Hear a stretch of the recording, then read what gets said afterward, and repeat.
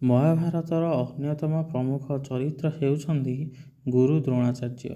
ସେ କେବଳ କୌରବ ଓ ପାଣ୍ଡବଙ୍କ ଗୁରୁ ନଥିଲେ, ବରଂ ସେ ସମୟର ସର୍ବଶ୍ରେଷ୍ଠ ଧନୁର୍ଦ୍ଧର ଏବଂ ଶସ୍ତ୍ରବିଦ୍ୟାର ଜ୍ଞାତା ଥିଲେ। ମହାଭାରତର କଥା ଅନୁଯାୟୀ ଗୁରୁ ଦ୍ରୋଣାଚାର୍ଯ୍ୟ ମାଙ୍କ ଗର୍ଭରୁ ଜନ୍ମ ହୋଇନଥିଲେ। ତାଙ୍କର ଜନ୍ମ ଏକ ମାଟି ପାତ୍ରରୁ ହୋଇଥିଲା। ଏହା ପଛର କାହାଣୀଟି ହେଉଛି, ଥରେ ମହର୍ଷି ଭରଦ୍ୱାଜ ଗଙ୍ଗା ନଦୀରେ ସ୍ନାନ କରିବାକୁ ଯାଇଥିଲେ। ସେଠାରେ ସେ ଘୃତାଚି ନାମକ ଜଣେ ଅପ୍ସରାଙ୍କୁ ସ୍ନାନ କରୁଥିବା ଦେଖିଲେ। ତାଙ୍କର ସୌନ୍ଦର୍ଯ୍ୟ ଦେଖି ଋଷି ମୋହିତ ହୋଇଗଲେ ଏବଂ ତାଙ୍କର ଶୁକ୍ରାଣୁ ସ୍ଫଳିତ ହେଲା।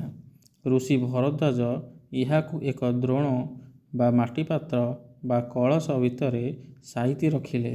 ସେହି ପାତ୍ରରୁ ହିଁ ପରେ ଜଣେ ଶିଶୁପୁତ୍ର ଜନ୍ମ ହେଲେ। ପାତ୍ରରୁ ଜନ୍ମ ହୋଇଥିବାରୁ ତାଙ୍କର ନାମ ଦ୍ରୋଣ ରଖାଗଲା। ସେ ମହର୍ଷି ଅଗ୍ନିବେଶଙ୍କଠାରୁ ଶାସ୍ତ୍ର ଓ ଶସ୍ତ୍ର ଶିକ୍ଷା କରିଥିଲେ। ପିଲାଦିନେ ପାଞ୍ଚାଳ ରାଜାଙ୍କ ପୁତ୍ର ଦ୍ରୁପଦ ତାଙ୍କର ସହପାଠୀ ଥିଲେ। ଦ୍ରୁପଦ କହିଥିଲେ, ବନ୍ଧୁ, ମୁଁ ଯେତେବେଳେ ରାଜା ହେବି, ମୋର ସମସ୍ତ ସୁଖ ଓ ସମ୍ପତ୍ତି ତୁମର ମଧ୍ୟ ହେବ। ଦ୍ରୋଣାଚାର୍ଯ୍ୟ କୃପାଚାର୍ଯ୍ୟଙ୍କ ଭଉଣୀ କୃପୀଙ୍କୁ ବିବାହ କରିଥିଲେ। ତାଙ୍କର ଏକ ପୁତ୍ର ହେଲା, ଯାହାର ନାମ ଅଶ୍ୱତ୍ଥାମା। ଦ୍ରୋଣ ଅତ୍ୟନ୍ତ ଗରିବ ଥିଲେ।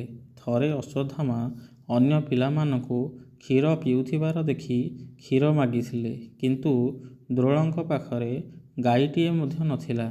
ପିଲାମାନେ ଅଶ୍ୱତ୍ଥାମାକୁ ଚାଉଳ ଗୁଣ୍ଡ ପାଣିରେ ମିଶାଇ କ୍ଷୀର କହି ପିଆଇ ଦେଲେ। ଏହା ଦେଖି ଦ୍ରୋଣଙ୍କୁ ଖୁବ୍ କଷ୍ଟ ହେଲା ଏବଂ ସେ ସାହାଯ୍ୟ ପାଇଁ ନିଜ ବନ୍ଧୁ ଦ୍ରୁପଦଙ୍କ ପାଖକୁ ଯିବାକୁ ସ୍ଥିର କଲେ।